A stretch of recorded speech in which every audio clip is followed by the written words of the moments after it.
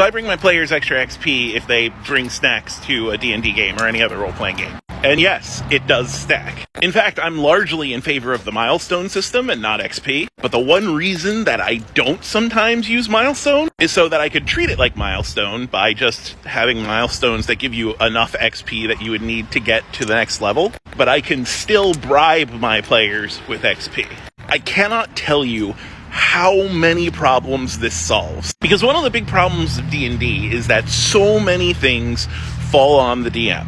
Like, the DM has to DM and come up with a campaign and all that, but they often also have to schedule, they have to host, so on and so forth. And that is a lot of work. That is way more work than a player has to do. Which isn't super fair, but the DM is probably the most invested. The problem is that leads to DM burnout, and that's how games fail. The solution really is just bribe your players with XP. I will give you a short list of things that my players get XP for. If you bring drinks or snacks, you get XP. If you recap last session at the beginning of this session, you get XP.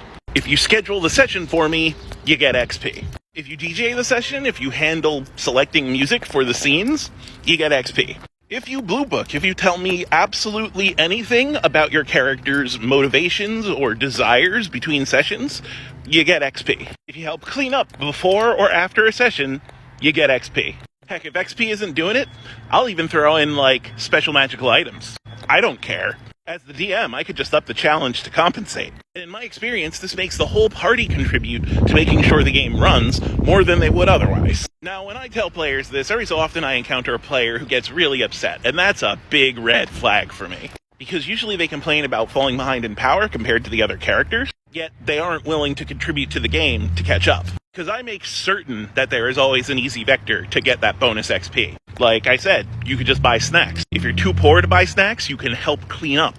If you're too pressed for time to clean up, you can just recap the game at the beginning of the game. And if you're too pressed to do any of this, then how do you have time to be in a D&D game in the first place? So yeah, I have no problem with the players that contribute more to the game becoming more powerful. And I've had way fewer games die just because I use XP or other rewards as an incentive to grease the wheels to make sure that the game operates well. So yeah, if you want to show up with a whole snack aisle's worth of food, I'll give you a whole level. Heck, I'll give you more than that. You've just made sure that we have snacks for the whole campaign. You deserve it.